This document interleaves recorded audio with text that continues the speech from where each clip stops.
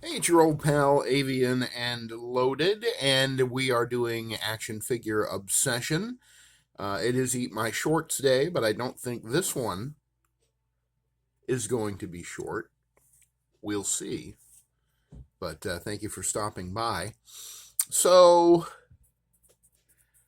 all of the videos that I've done the last day and a half, I think, it's interesting the psychology of an action figure collector after all these decades and all the decisions that you have to make. But I think it's all been, or not all, but a lot of it has been how can I keep my mind occupied so that I don't open my new Mezco 112 Collective Deadpool just yet. Because at Mezco Deadpool, he'll be my 14th Mezco in my current collection. As I said yesterday, I think there was a point where I had 3 or 4 dozen Mezcos. They took up quite a bit of shelf space where my GI Joes live now, and I got rid of them, most of them, not all of them, but most of them, and that was not a good decision. They're hard to find figures. Almost all Mezco 112 collective figures eventually become expensive and difficult to find. There are a few, and I have one, for example, the Bishop, the Mezco X-Men Bishop, which is a very nice figure with some great accessories and a great shelf presence. But for some reason, he was never that popular. And the 50 years of action figure collecting in me want to tell you that's because the action figure collecting community has a significant racist minority, which I do believe is true. Oftentimes, the last figures, racist and sexist, oftentimes the last figures left over from a wave are the female characters and the African American characters, or just generally people of color. I think the fact that the Eternals wave was made up of representations of Jack Kirby's original creations, many of whom in the film were portrayed by people of color, I think is at least partially responsible for the fact that the Eternals wave was one of the worst selling action figure waves in the history of action figures, so far as I can tell. I mean, that's a wave that went on clearance at Walmart literally the day that it arrived. I was there that day, the first day that they were on the shelves, and they came out, I think, at $9.99 each, because it was as if, and I don't know if they came out before or after the movie, but the reaction to the movie, of course, was not terribly positive. It was a very different film from most of the Marvel Cinematic Universe movies. But I think that racism in toy collecting isn't something to be disregarded or ignored. If you happen to find yourself in the toy aisle and looking at things like 6-inch action figures, which is something that I do, generally speaking, anytime I'm in a Walmart or a Target or GameStop or Best Buy or any store that still carries Marvel Legends or G.I. Joe Classified or the other, even McFarlane toys. I have some level of interest in that, even though it's a very, very small fraction of my collection. I think it might be 5% of my entire collection might be McFarlane toys. But if you watch those aisles over time, and yes, by the way, this is kind of a Captain America week thing, and I'm going to get to that in a second. This is like the absolute final Cap Week installment. And thank you again to Dr. Witty Banter for inspiring me to do a week's worth of Captain America videos. Cap Week has been a lot of fun, and this is, in a moment, we're going to get around to that. But if you do pay attention to the toy aisles over time and see what figures linger, over the last 5 years or so, one of the most notable ones was the Star Wars Black Series Lando Calrissian figure, which was a beautiful action figure, a beautiful representation of one of the probably the biggest B tier characters in the entire Star Wars franchise. I mean, he was the original owner of the Millennium Falcon. He played a huge role in The Empire Strikes Back. Lando Calrissian was an important character. And yes, they probably made too many of those Star Wars Black Series Lando Calrissians. Um, but they just did not sell from day one. And I'm sure there are many Star Wars collectors who did buy them, or buy one, maybe more than one. But I would be curious to see. There was another Lando figure that they did um, within the last 3 years or so. There was another Lando that they did where he was in disguise as a guard of some kind who wore a helmet that covered up his face. And I often wonder what the sales figures look like of the helmeted Lando that you could use as an army builder and not see his face versus the classic, Lando in the cape that was just hanging around on shelves for so many years, like 5 years, 6 years, without any movement whatsoever. So I do think that racism may have played a small role in why the excellent Mezco 112 collective Bishop figure, an African American, actually, what did I read recently? He's not African American. I mean, he's black skinned, but um, yeah, I can't remember what his exact ancestry is, but I think that he did not come from America or Africa, if I recall correctly. There's a whole other story there. I'm not sure what it was, but you can look it up on Wikipedia. But he looks black. He looks African American, and that figure, to the best of my knowledge, has never really been a success. And you can get it, and it's a beautiful figure, and it should be $120, Mezco 112 collective figure, and I think you can get it for half that. In the not racist, not possibly racist department, another one that surprised me that didn't really succeed was the Mezco 112 collective G.I. Joe Cobra Destro. The Destro figure is absolutely stunning, comes with an amazing selection of alternate heads and weaponry and effects, and it's just an incredible package. And that one also I think you can get for $50 or $60 brand new, and I think it was 80 or 100 at retail. But I saw that one of the few Mezco 112 collective figures that I've ever seen hanging around new in the package at multiple comic book stores and action figure outlets, because it was just something that for some reason people didn't know what to make of Destro, I guess. I thought it was, I bought a second one when it was on clearance for 50 or 60 bucks at a local shop. Just because it's such an incredible figure and it comes with such incredible weaponry that it was worth it. The Mezco weapons are without parallel, other than the Valaverse Action Force stuff. Just some of the best 112 scale weaponry, toy weaponry that you can find. How did I get off on that? Yeah, I remember. See, this is a problem with these discussions: is you can't just go, "Oh yeah, you were talking about." But anyway. I guess, so what I was saying was, all of this, getting a new Mezco 112 collective action figure is a big deal for me. As a little kid whose first action figures cost 79 cents at Woolworths in the early and mid 1970s, to get a 112 scale 6-inch action figure of a beloved character like Deadpool, and I was not a big Deadpool fan when he first debuted, but the movies really changed my mind and made me love the character. And I do appreciate his comic book look more than the movie look, ironically. That's kind of a weird, I can't explain that discrepancy, but there it is. And, so to get that Deadpool yesterday, which I have not yet opened, it's a big moment. It's like a combination of your birthday and Christmas, and it's probably going to be my most exciting action figure unboxing of the year for me, and I'm looking forward to it, and I'm sure that you'll see him on the channel here at some point. But I think I've kind of been putting it off. I want to be in the right frame of mind. I want to feel well enough to do it. Last night I wasn't feeling all that great. And so I've done these shorts both to hopefully keep you guys entertained, but to also sort of distract myself and not accidentally, if you will, open up that Deadpool when I'm not in the right frame of mind and when I'm not going to enjoy it the most, if that makes sense. One thing I did do before I get into what I actually want to discuss was, yesterday I got, and this is not him. This is my old man Hawkeye.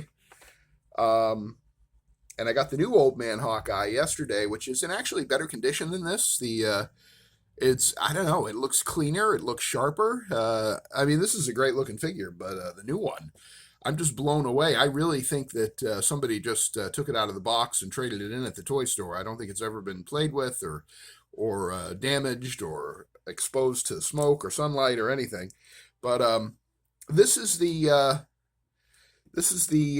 old man Hawkeye with the head where he hasn't lost his eyesight yet. There's two different versions of old man Hawkeye. It's the same guy, Clint Barton, Hawkeye from the Avengers, in the future.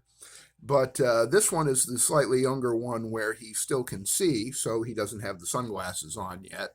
And this is the one that I bought, I don't know, 6, 7 years ago, whenever it came out. And it is a much loved figure. He is a little loose. I feel like you can tell the difference between the two of them. But, he comes with those two different heads. He comes with that head that you see right there. And then he also comes with this head. That's the blind old man Hawkeye head right there. And the reason why I'm showing it to you on the Hammerhead body as my Dr. Faustus kit bash is because I put the new old man Hawkeye I put into my display because I don't want to be tempted to touch him again. I just want to let him stand there and look good. But I did use the head that was on him when I picked him up, which was that sunglasses head with the beard and the hair slicked back, which also serves as my General Hospital Cyrus Renault, as we talked about, representing actor Jeff Kober. If you Google Jeff Kober, Jeffkober, Jeff Kober, I can almost guarantee you will recognize his face. He's been in something that you have seen, and I swear to you, this face reminds me mightily of Jeff Kober, at least as he looked when he first began playing Cyrus Renault on General Hospital. But I do love both of the heads from the old man Hawkeye. And what I did with the second head, which is, again, it's this head, but it's, I feel, much cleaner and more immaculate, and probably has never been used before. He is now my alternate universe old man Reed Richards. This is the Hasbro Pulse exclusive Human Torch body from the Retro Human Torch series. And I think that this makes a hell of a sort of war-torn, future war Reed Richards who comes back and teams up with his old teammates or multiverse versions of, the Thing and the Human Torch and the Invisible Woman, and leads the team, but is, a little angry, a little unpredictable, perhaps a little sketchy even. To me, this head makes a really good old man Reed Richards, and obviously they will not be, displayed in the same in the same lineup together because that would be weird. But when you're using the same head for two different characters and you keep them apart like that, it's a good way to get the use out of having the two heads. So anyway, let me move those guys off camera, and we'll get to the point after 13 minutes and 51 seconds, which is love. Is it love? Is it love you're after, as Mr. Mister once asked? When it's love, as Whitesnake once said, this is love. And I want to talk about love. I want to talk about the love of this one action figure, the Red Onslaught Wave Captain America from 2014, I believe. Correct me in the comments if I'm wrong. There's a lot of things I'm a little fuzzy on. I've been collecting action figures for half a century. I'm very, very old, everybody. Been collecting action figures for half a century, and sometimes the memory gets a little fuzzy of when did I first acquire that one, or did I get a second one later on, or this or that. But I know for a fact this is probably the oldest Hasbro Marvel Legend in my collection. If not, it's close. It might be the second or third, but I'm fairly certain. I'm about 75% certain this is the oldest one when I started getting into Legends again, because I did start buying them in 2002 when the line first debuted, and the Captain America, which I don't have, the Captain America from 2002 Marvel Legends, that was the first Marvel Legends figure that I ever bought. I had been buying some of the what was it called? Spider-Man Classics. That was kind of the pre-Marvel Legends, Marvel Legends. That's when Hasbro started moving towards the better articulation and the better painting and better, or not Hasbro, Toy Biz rather. um, that was when Toy Biz first started sort of developing what became Marvel Legends, was in the Spider-Man Classics line, and they were turning out characters like the Scarlet Spider and the Black Costume Spider-Man and Classic Spider-Man and First Appearance Spider-Man, and you know, they were like $7.99 at KB Toys, I think.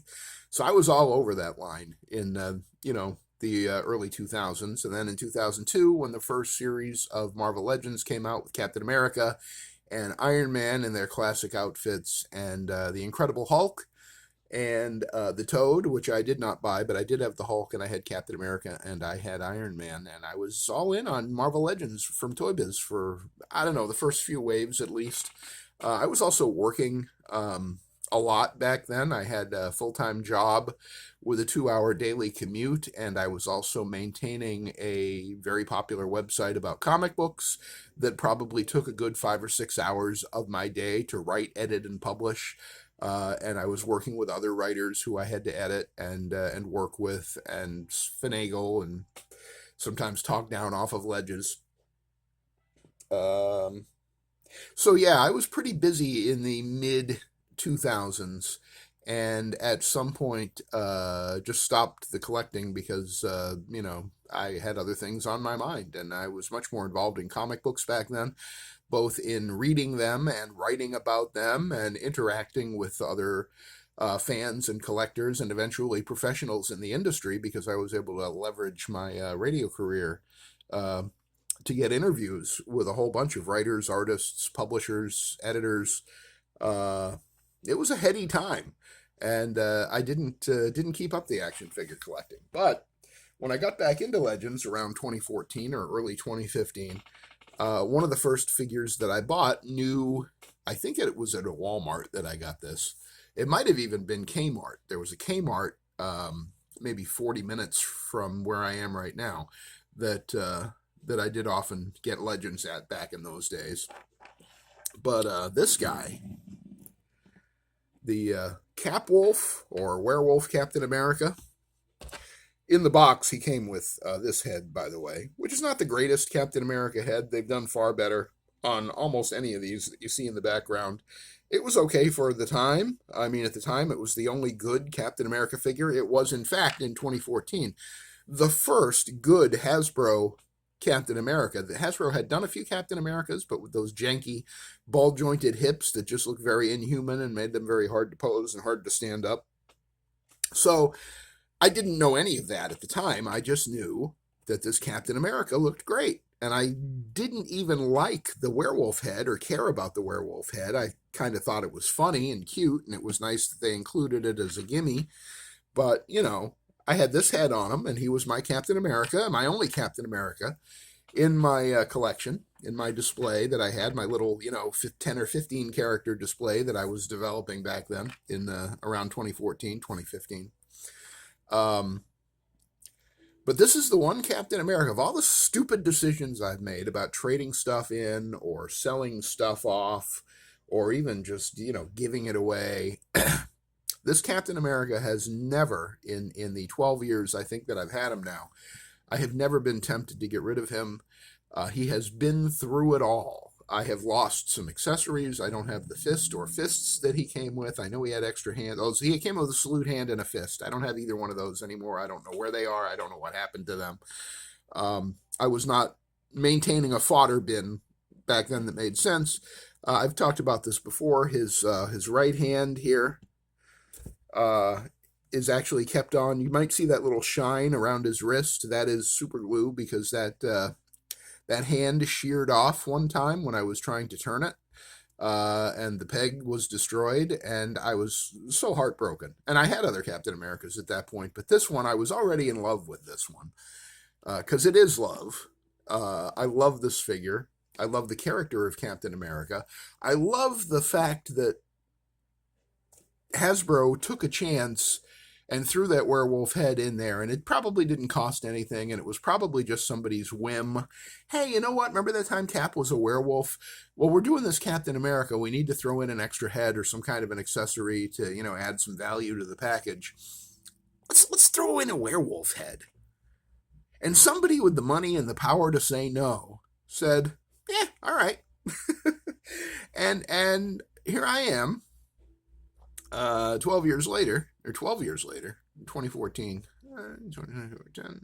12 years later. I guess it's 12 years later. Here I am 12 years later, let's say. I'm not that great at math. And I still have this wolf cap, this werewolf Captain America. He did appear in the comics in this kind of form. There are reviews that you can see online if you go back and look at some reviews where people will say, well, why didn't they go all the way and have some tufts of fur sticking out of, battle damaged, holes or rips in his costume? Why didn't they do this? Why didn't they do that? Well, they did it because they wanted you to be able to have either a regular Captain America or the werewolf Captain America. In retrospect, my only regret is that I didn't get two, so I don't have both of them on my shelf. And there are times when I do get two, so that I can have more than one version on my shelf. So here's the Secret Wars 40th Anniversary Captain America. These are the same identical figure. And one has the grinning face, a very happy-go-lucky, optimistic, sort of public relations looking Cap there on the left, and the other one has the angry, hey, somebody broke my shield, man, look on his face. So you have a grin and you have a grimace, and I needed to have both of those in my display, and I have them because, yep, there we go. Take a drink, everybody. All right. Anyway, yeah, that's a little, if you're just starting out collecting action figures, if you buy one that gives you the option to make two different versions of a character and you love that character, do yourself a favor and just buy two, at least, because at some point you'll regret that you didn't. And I regret that I didn't buy two Wolf Captain Americas, the werewolf Cap, because I love this figure unreservedly. I have tried my best to take care of him over the years. I can tell you that in comparison to, say, the 80 years Captain America or the newest Marvel vs. Capcom Gamerverse Captain America you see here, or the 40 years Secret Wars, or the 20 years of Marvel Legends Captain America, or Ultimate Captain America, or the Concept Captain America, this one, more than any of these guys, this one, the plastic is starting to feel a little brittle. He's starting to feel a little fragile after 12 years. And I'm sure that over time they lose some moisture or some plasticity.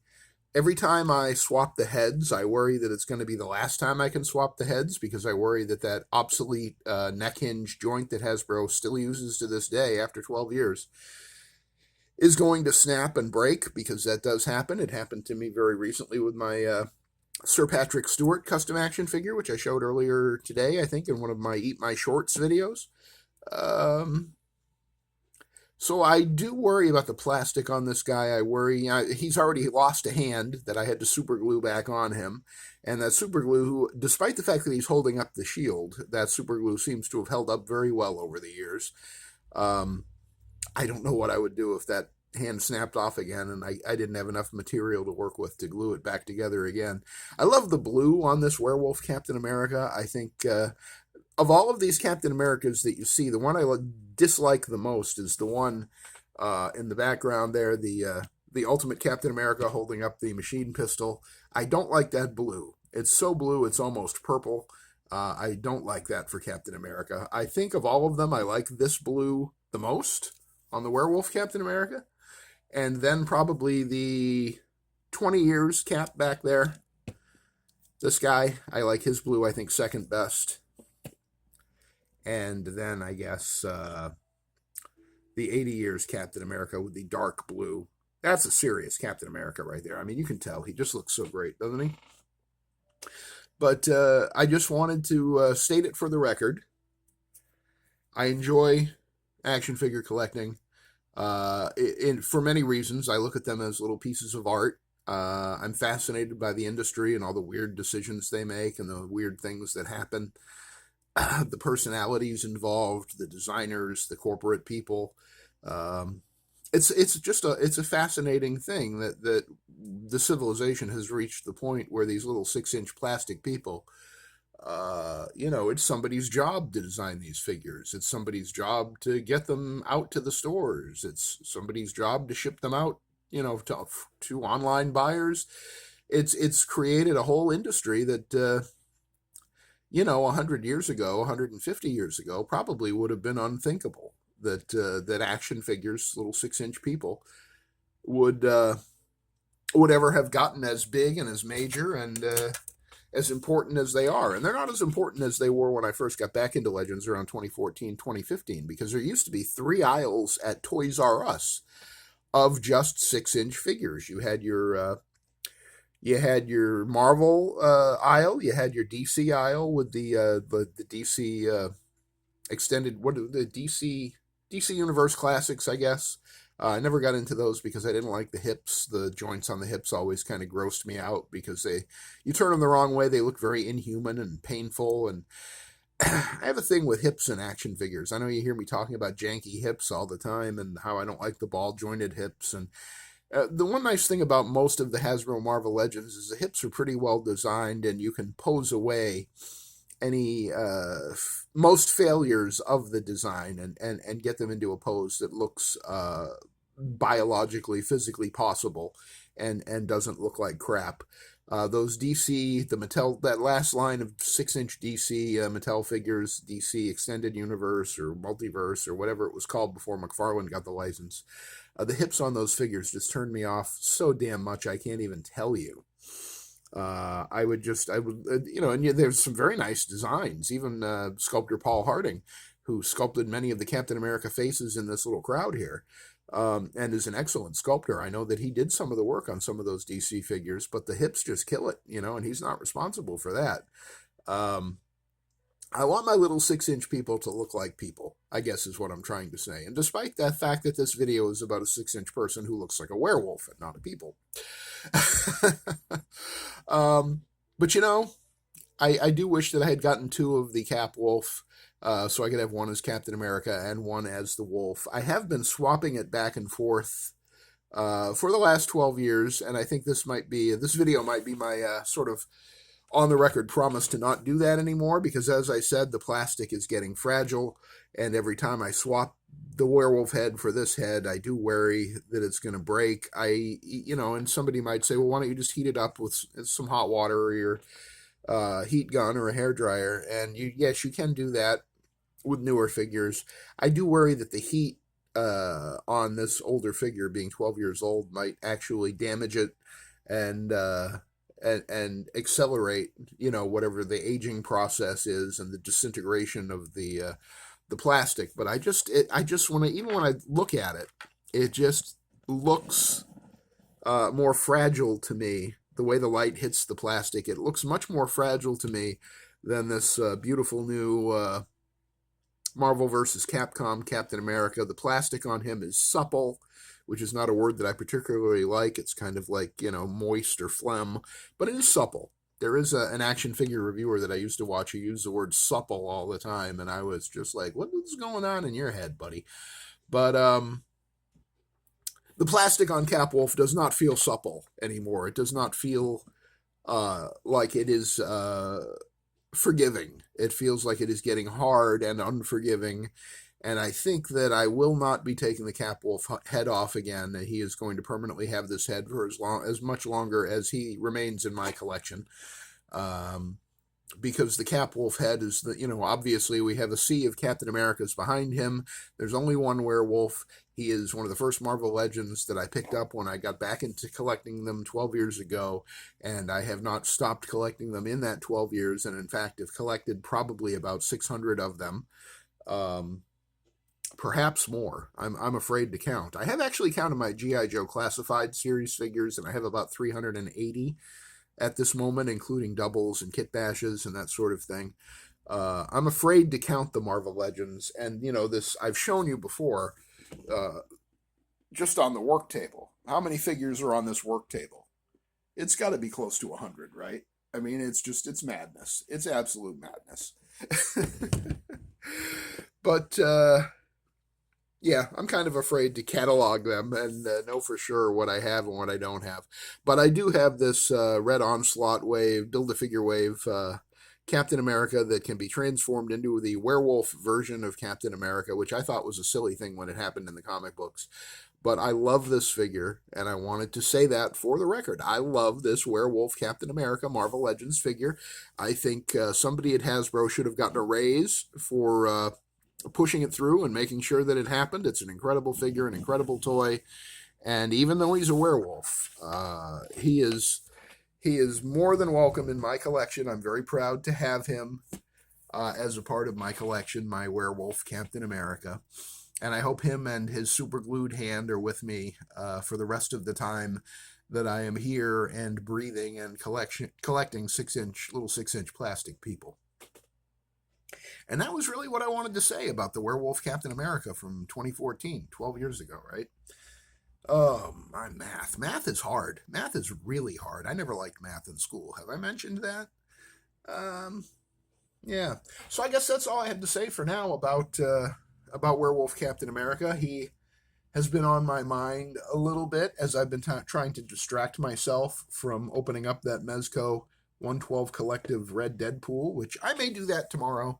I may wait a week. We'll see what happens. Like I said, I need to be in the right mood and the right frame of mind, and because it was a gift to myself to buy that figure. It absolutely was a gift to myself and from my wife, who, you know, was more than happy to give me the day yesterday and let me go off on my little toy hunt without any kind of a hassle.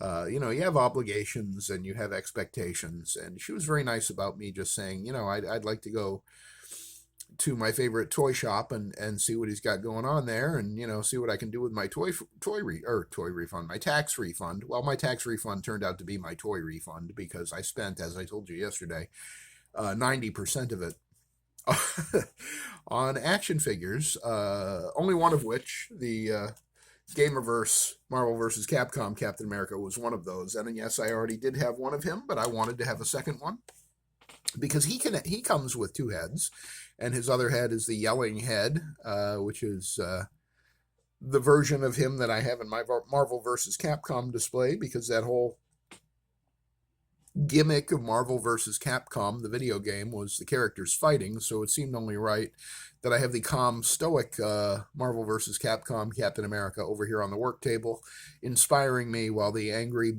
battling Captain America, with his energy burst shield effect, whatever it is over in the Marvel vs. Capcom display, holding down the fort with those guys and being one of the key characters and one of the key figures in that display. But at the end of the day, I love all these guys. I love all these Captain Americas. There wouldn't have been a Captain America week if that weren't true. And but this Wolf Cap has a special place in my heart. It's the first Captain America that I got when I got back into Legends, and also coincidentally the first truly good, truly modern Hasbro Marvel Legend that was the basis for all the other Captain Americas, except the ultimate one in the back with the machine pistol there. But every other one of these caps was built on parts from this original Wolf Captain America that has been modified and evolved over the years, and now is the quite excellent Gamerverse Captain America. But they share a lot. They shared an evolution together from the Wolf Cap to now to the Gamerverse one, even though these parts, I don't know that any of these parts are shared by the Wolf Captain America, but virtually all these other caps, except for the ultimate cap with the machine pistol there, virtually all of them share parts among each other as Hasbro evolved their standard sort of classic comic Captain America along the way. And they all some parts just ended up being disused after a while and replaced by something else. And that's why now with the Gameverse one, it's pinless, doesn't have the scale mail. But it's Captain America is a great character. Jack Kirby and Joe Simon created, 90 years ago, an enduring character worthy of any literature or mythology.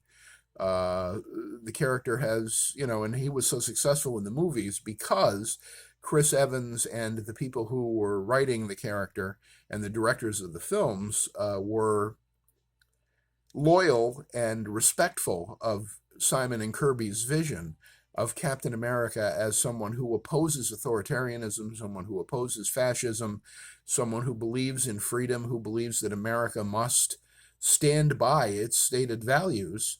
And in those times when America falls away from doing that and lets its values slip and slide, in the comics and in the movies, Captain America has always been there to say, hey, this shit's got to stop, and I'm going to be the guy to stop it. I wish we had a Captain America in real life right about now. We could use one. So that'll do it. This is the end of Captain America Week here on Avian and Loaded's action figure obsession. That's what I had to say about Captain America. If you have any comments or thoughts you'd like to share, leave a comment. Please leave a like on the video if you enjoyed it. As I said, comment, subscribe, ring the notification bell to find out whenever I upload any new content. And if you like this video and you know somebody else who likes Captain America or werewolves or America, share it with them. Send them a link and let them know what's going on here. That'll do it for this video for now. I appreciate you stopping by and spending this time with me here on Captain America Week. You've been with me all week, and it's been nice keeping you company, and I appreciate your company and your support. And that'll do it for this edition of Action Figure Obsession, and I will see you on the next one.